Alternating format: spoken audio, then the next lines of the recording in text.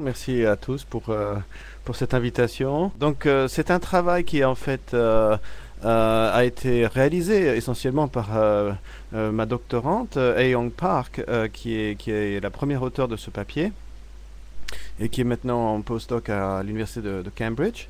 Et en fait, ce n'est pas de la santé publique, évidemment, même si c'est un intérêt pour la santé publique. Je sais que vous avez tous un intérêt pour la santé publique. Donc, c'est intéressant sur le plan méthodologique et aussi de santé publique à long terme. Donc, c'est une idée toute simple, en fait, d'essayer d'évaluer les tendances de l'ozone stratosphérique qui nous protège tous et de faire ça avec un modèle fonctionnel. Donc je vais tout de suite essayer d'introduire les modèles fonctionnels. Donc ce sera la première partie de cet exposé. Et ensuite essayer de décrire la décomposition en composantes principales que certains d'entre vous connaissent déjà sur le plan multivarié, et de l'étendre au cas fonctionnel, ou de l'illustrer plus. Et ensuite de parler de modèles mixtes pour les tendances de l'ozone, mais encore une fois, ce n'est pas un exposé vraiment théorique. Je cherche ici à montrer les possibilités et l'application à ce genre de modèle. Donc ici, vous voyez 4 images de l'Antarctique, qui ont été prises, donc ça vient de la NASA, de 1979, 87, 2006, 2011. Et on voit ce trou d'ozone, c'est ce qu'on appelle le vortex. Donc on voit le vortex ici qui n'est pas encore développé en 79, et en 87 on voit cet énorme trou d'ozone en fait, qu'on appelle le trou d'ozone sur l'Antarctique, et qui varie en dimension et en forme au cours des années. Et c'est une vraie découverte dans les années 80, et maintenant notre objectif à tous est d'essayer de réduire ce trou d'ozone. Et donc le protocole de Montréal et les suivants, qui sont les protocoles de Londres, de Copenhague, etc., ont essayé de mettre en place des contraintes sur les gaz qui détruisent la couche d'ozone. Et ça a été un certain succès. Est-ce que ce sera toujours un succès? On ne sait pas encore. Quelle est la liaison avec les changements climatiques? C'est un autre problème très technique. Mais l'intérêt, c'est quoi? C'est d'essayer de tous ces protocoles, c'est d'essayer de diminuer donc ces quantités d'émissions chimiques qui détruisent la couche d'ozone et qui provoquent soit des cancers de la peau, soit des problèmes de cataracte pour les yeux. Et on voit d'ailleurs ces filaments comme ça qui partent du vortex et qui peuvent aller dans des régions beaucoup plus australes et qui sont exposées. Et en 2011, il y a eu un article très intéressant dans Nature qui a montré qu'il y avait aussi un trou, pas aussi grand, hein, mais sur l'Arctique, donc c'est un vrai problème mondial. Bref, je passe ensuite maintenant à la description des données fonctionnelles. Donc qu'est-ce que sont des données fonctionnelles? Ce ne sont pas des fonctions de données réelles, ce sont des données réellement fonctionnelles. Donc on parle par exemple d'une courbe ou d'une surface ou d'une image. Donc pour illustrer ce point, j'illustre avec ces données de croissance de ces jeunes filles dans cette étude de Berkeley. Je prends un exemple assez classique de Ramsey et Silverman. Donc on a mesuré la taille en fait de ces jeunes filles de la naissance à 18 ans, et on voit cette progression qui parfois est plus rapide ou est plus accentuée qu'à d'autres moments, et donc c'est une importante donnée d'avoir toutes ces données au cours du temps, et de montrer qu'effectivement en utilisant la corrélation au cours du temps ici, on arrive à décrire les variations dynamiques en fait de ces données d'une manière plus précise, en tirant profit de cette corrélation au cours du temps ici. Mais ça pourrait être pour les images sur un plan spatial, et vous allez voir que pour l'ozone, c'est justement sur un plan spatial qu'on a des courbes, puisque c'est en altitude. Donc il y a deux façons en fait de représenter ou de penser à ces données fonctionnelles. Donc là, une première approche qui serait de considérer chaque échantillon, chaque fonction en fait, comme étant dans un échantillon, comme étant une fonction lisse. Donc pourquoi lisse? Parce que le lissage en fait permet d'atténuer les variations non désirées, hein, les ondulations très fortes non désirées, les petites variations qui sont du bruit en fait en quelque sorte dans ces courbes. Donc l'idée c'est de penser à ces fonctions comme étant des fonctions lisses. Alors évidemment le niveau de lissage nous allons en parler un petit peu, mais c'est un vrai atout de penser de cette manière. Et évidemment, la notion de lissage correspond à cette notion de corrélation au cours du temps, puisque quand on est lisse, on relie des données qui sont avant, après, de manière naturelle. Alors il y a l'idée aussi d'utiliser non seulement cette notion de lissage, mais de l'utiliser d'une manière astucieuse, c'est-à-dire avec des bases appropriées, hein, pour exprimer ces fonctions dans une certaine base. Donc on parle de B-spline par exemple pour les courbes, et puis avec mon collègue Mingjun Lai, nous avons développé une série de papiers sur les splines bivariés quand on a des images, mais j'en parlerai pas aujourd'hui, c'est juste intéressant pour la suite, si vous avez des données de ce type-là. Et il y a l'école en fait de penser plus processus stochastique, disons probabiliste, qui voit chaque échantillon en fait comme étant la trace, disons, d'un processus stochastique indexé ici par le temps, par exemple, hein, si on pense toujours à la croissance de ces jeunes filles. Donc au cours du temps, on a une variable aléatoire qui varie et donc on a un processus stochastique qui a certaines propriétés. Et chaque école nourrit l'autre en fait, donc c'est intéressant d'utiliser les deux points de vue pour la pensée et pour l'application en effet. Ouais. Alors le design, enfin je dirais le plan d'expérience en français de ces données fonctionnelles, c'est souvent malheureusement pas comme on voudrait, c'est pas forcément dense et régulier. C'est souvent irrégulier, on pense aux études longitudinales, il y a eu évidemment pas mal d'études qui ont été faites sur des données longitudinales et certains d'entre vous connaissent bien ce domaine, donc c'est un atout d'avoir des outils pour les données fonctionnelles qui sont irrégulières et pas forcément très denses. Donc la partie mathématique est assez réduite, mais j'essaie quand même de montrer que tout cela est rigoureux. Donc on se place très souvent, on n'est pas obligé, mais on se place très souvent dans cet espace où les fonctions sont intégrables, de carré intégrable, donc sur l'intervalle de 0 à t, si on pense à des courbes, c'est ce que je vais montrer ici. Donc l'intégrale est finie, le produit scalaire de deux fonctions est défini de cette manière, je vais le montrer ici, là, c'est le produit scalaire de deux fonctions. Donc on essaye de construire un espace de fonctions qui est très similaire à ce que vous connaissez sur les vecteurs pour les données multivariées, et la norme d'une fonction ici, L2, est expliquée. Avec ces outils, nous pouvons généraliser ce qu'on appelle la matrice de covariance, ou de variance-covariance en multivarié. Donc cette matrice, en général, pour des données ici centrées, sur un certain intervalle, devient une fonction de covariance ou alors un opérateur. Donc cette fonction de covariance, qu'est-ce que c'est? C'est l'espérance du produit, mais avec ici non pas des indices, en fait, des composantes d'un vecteur multivarié, mais avec des S et T qui sont associés au temps, et au temps S et au temps T. Hein. Et comment estimer cette espérance? En général par une moyenne, c'est ce qu'on a sous la main le plus souvent. Donc on a un échantillon de courbes qui sont ici avec un indice S et T, et on prend la moyenne, et ça nous fait une espérance, disons une approximation de l'espérance. Alors quand on est dans un cas, disons, correct, on arrive à construire cet opérateur. Donc on prend une fonction f et f de t, et on construit cette fonction gamma x de f qui va être de s ici, en intégrant cet opérateur qui agit sur cette fonction au cours de l'intervalle.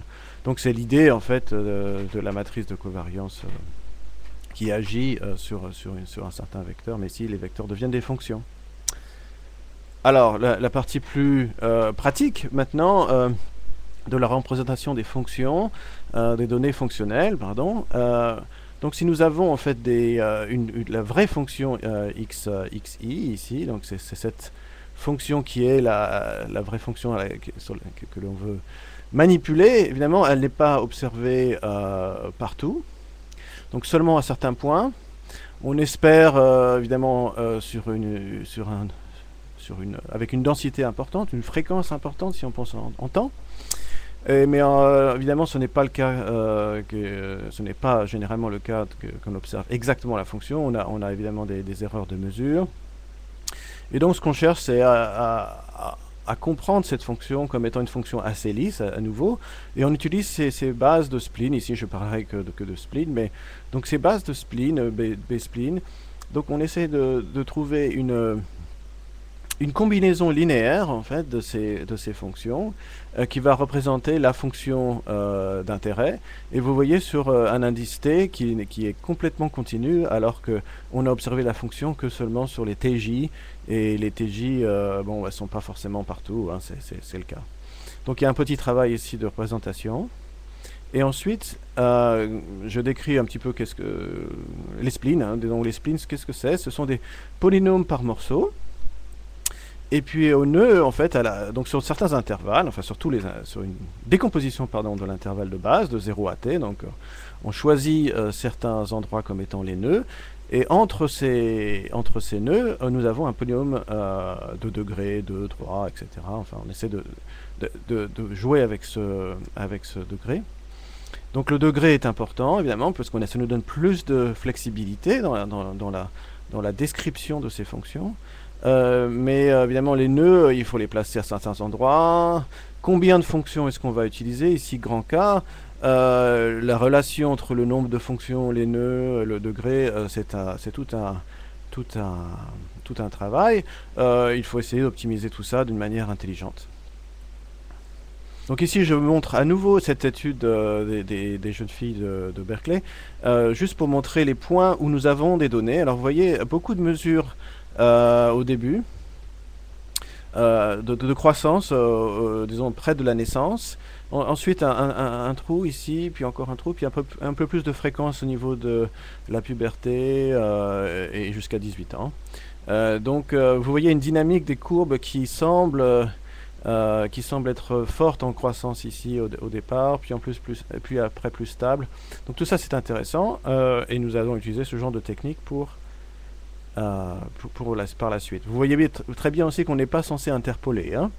On est censé comprendre la dynamique de la courbe, mais sans complètement passer par les points, puisque ce serait accepter beaucoup de bruit en fait. Donc l'idée pour la suite ici, c'est d'essayer de faire ce travail plus concrètement maintenant d'approximation de ces données observées ici, les Y et J, par ce développement dans cette base de spleen, cette combinaison linéaire jusqu'à grand K. Alors ça, c'est simplement les moindres carrés, donc on cherche à trouver les coefficients qui minimisent ce genre de moindres carrés pour tous les points mesurés. C'est un peu compliqué. Il y a une autre idée qui est les spleens pénalisés, qui est plus intelligente. On choisit ce nombre K de fonctions assez grand, mais on pénalise en fait les variations excessives, les ondulations excessives. Alors c'est un peu technique, je cache beaucoup de mathématiques ici, mais qu'est-ce que ça veut dire? Ça veut dire qu'on a cette pénalisation à droite ici, ce lambda qui est un coefficient de pénalisation qui peut être choisi par l'utilisateur, qui est lié à notre envie de pénaliser plus ou moins les fonctions. Par exemple, si on a des informations biologiques ou physiques qui nous permettent de dire que on doit respecter un certain lissage ou pas. Mais on peut le faire aussi de manière automatique, ce choix. Et ici, c'est une matrice ici de pénalité qui mesure la variabilité, disons, de ces fonctions, qui est liée souvent aux matrices. La définition est souvent liée aux dérivées secondes, puisque les dérivées secondes en fait mesurent l'accélération. Donc, on a envie de pénaliser ce genre d'accélération dans les courbes, alors que la dérivée première mesure la pente en général. Donc, L'idée ensuite, c'est d'essayer de réduire la dimension de notre problème. Nous avons beaucoup de dimensions. Ici, nous avons beaucoup de fonctions au départ, et maintenant, il va falloir faire quelque chose avec ces fonctions, essayer d'exprimer les variations de manière réduite, avec peu de dimensions. Donc c'est le cas aussi pour les vecteurs multivariés. Hein. Quand on a des grands vecteurs multivariés, on a envie de réduire la dimension. Donc une méthode très traditionnelle qui est l'analyse en composantes principales, qui consiste à trouver des combinaisons linéaires des composantes des vecteurs initiaux. Donc ça c'est l'aspect multivarié, et d'essayer de maximiser ou d'optimiser la variance exprimée donc par le premier vecteur. Donc on cherche un vecteur Z1 qui va maximiser cette expression qui représente la variance expliquée. Le deuxième vecteur, Z2, va essayer de faire la même chose, mais en étant orthogonal au premier. Et le théorème principal de cette théorie, c'est que le choix des vecteurs optimaux, c'est évidemment les vecteurs propres de cette matrice de variance-convariance, et les vecteurs propres ici, ρj, qui sont exprimés. Donc ce sont les vecteurs propres qu'il va falloir estimer. Mais c'est exactement la même chose pour l'analyse en composantes principales des données fonctionnelles cette fois-ci. Donc on fait la même chose, parce que c'est un petit peu plus compliqué. On a cet opérateur, vous vous rappelez, gamma x, qui remplace la matrice de variance-convariance, et il y a quelques astuces qui sont cachées ici, mais en général, l'idée c'est de réduire la dimension, et c'est une étape essentielle, parce qu'on a envie de vivre dans un espace de dimension finie et petit, si possible, pour ensuite parler de régression, de compréhension du phénomène. Donc les modes de variation des courbes, en fait, sont plus clairement interprétés grâce à ces analyses en composantes principales. Et je vais illustrer ça tout de suite. Donc ici, nous avons, je vais revenir là-dessus, hein, mais nous avons des variations de courbes qui sont en altitude, hein, donc pas en temps, donc en altitude. Et vous voyez qu'ici, la courbe en noir, c'est la courbe moyenne, en fait, elle est répétée à chaque fois. Et l'action de ces modes de variation liés aux composantes principales est représentée par ces plus et ces moins. C'est une manière de voir les choses dynamiques, ici. J'en reparlerai ensuite très brièvement, mais donc on voit ici que si le premier mode de variation, la première composante principale induit un mode de variation autour de la courbe moyenne, qui est de ce type, qui est pour des altitudes moyennes ou des hautes altitudes, nous avons une variation dans ce sens-là, et si cette variation est positive dans ce sens-là, elle est positive dans ce sens-là. Il faut choisir un sens à chaque fois, bien sûr, mais bon, c'est arbitraire. Mais il y a une variation plus forte ici que là. On peut relier ces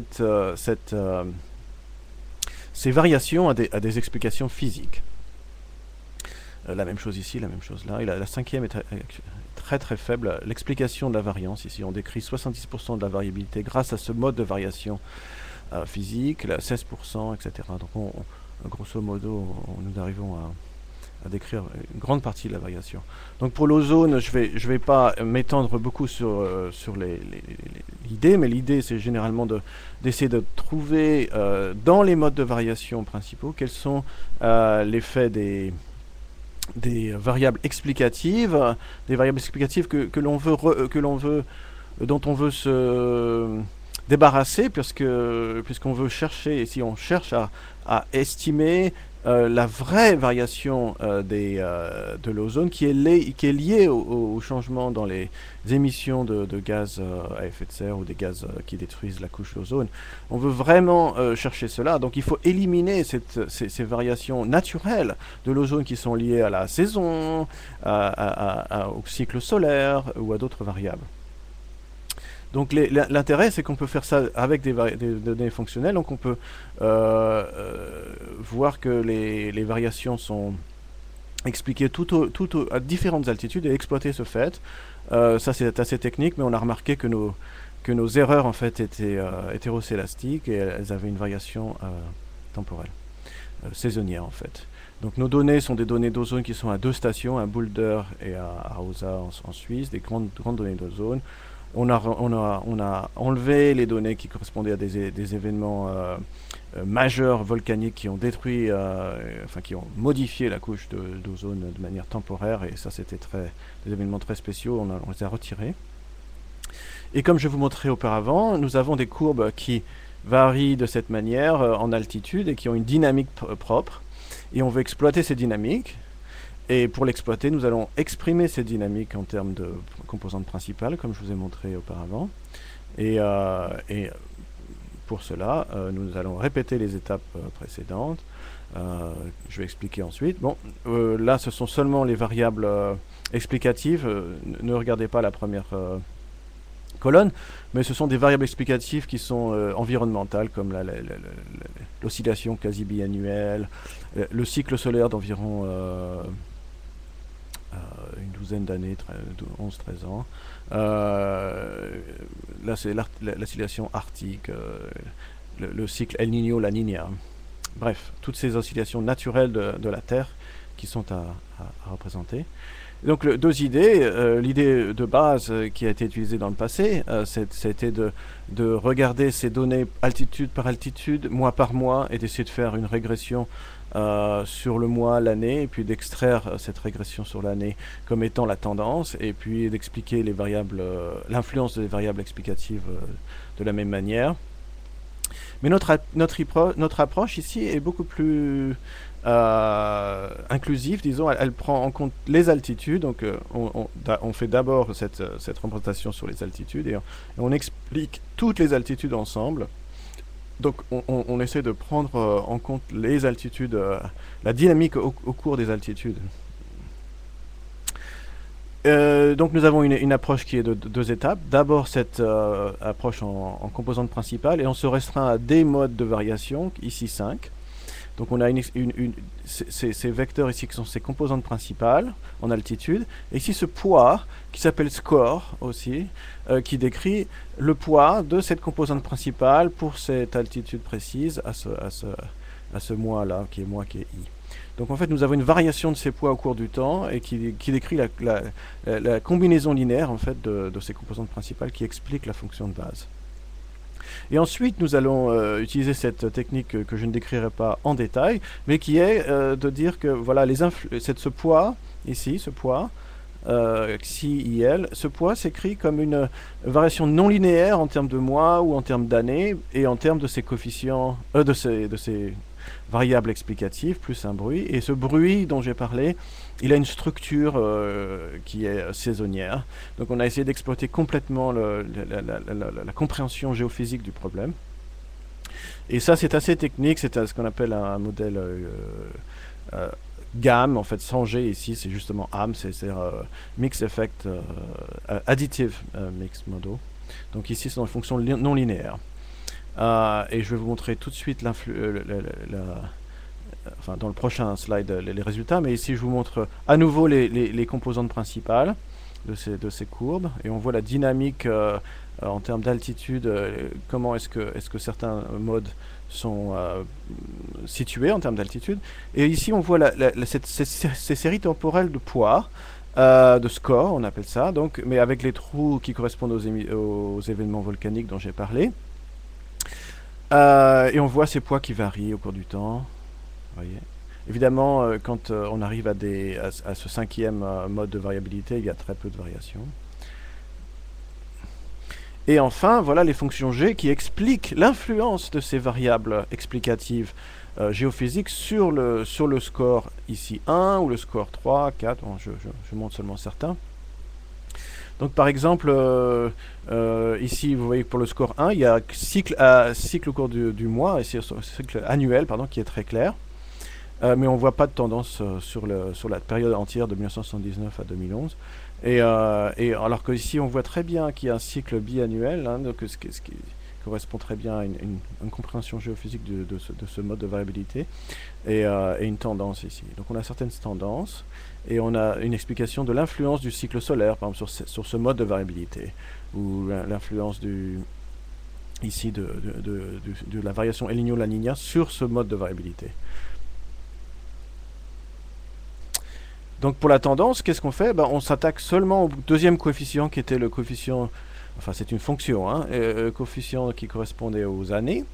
Et donc on récupère, on recombine en fait, ou on extrait de cette régression un peu avancée, seulement cette partie qui consiste à, pour une certaine altitude, comprendre la tendance annuelle, en recombinant à travers les modes de variabilité. Et si on fait cela, on obtient à la sortie, donc en exploitant au départ la variation en temps et en espace à travers les altitudes, pour une certaine, ici c'est pour une certaine station qui s'appelle Arosa en Suisse, on voit par hauteur, par altitude. Alors chaque fois les altitudes sont décrites en hectopascal, mais ça correspond à une altitude en kilomètres, hein, c'est une façon de décrire l'altitude. Et donc pour des couches, ici c'est pour des couches basses, ici c'est pour des couches très hautes dans la stratosphère. Ici c'est presque la troposphère. Donc on voit qu'il y a une tendance qui est décroissante à ces niveaux-là, qui est croissante au milieu, pour la moyenne atmosphère, et qui décroît mais qui remonte après. Et on a des variations non linéaires. Donc c'était un changement important pour nous, parce que la plupart des travaux se fondent sur des idées de tendance linéaire. La même chose pour Boulder, qui a des variations un petit peu différentes. Évidemment, c'est une station qui se situe à un autre endroit, donc surtout dans la basse atmosphère, les variations sont différentes, mais en général, elles sont assez similaires. Donc je vais conclure, puisque je crois qu'on arrive à la fin. Donc on a réalisé ici ce travail en termes d'explication de l'influence des variables explicatives pour extraire la variation naturelle, pas naturelle, pour retirer la variation naturelle de l'ozone, puisqu'on veut seulement se centrer sur la variation non naturelle qui est liée aux émissions humaines de produits chimiques.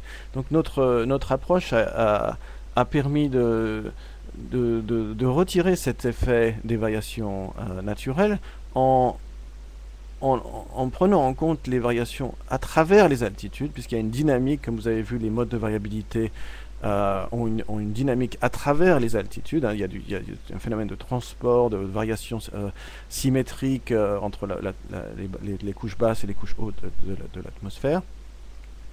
Donc ça a été un des atouts en fait de cette approche fonctionnelle. Ce dont j'ai parlé très brièvement, c'est par exemple ce 5e mode de variabilité, et on a remarqué que la composante annuelle, en fait, la composante par mois, donc la composante saisonnière, montrait deux pics, et ça correspondait très bien en fait à cette variation qui s'appelle la semi-annual oscillation, qui est une variation qui se situe aussi en altitude, qui correspond très bien en altitude au mode de variation 5 de ces données, de cette composante, de cette analyse de composante principale fonctionnelle. Cette erreur aussi, dont je n'ai pas parlé beaucoup, mais qui permet d'affiner en fait, je n'ai pas montré la comparaison, mais quand on n'utilise pas le fait que ces erreurs sont saisonnières, on a moins de précision, et aussi on a une plus grande incertitude des estimations.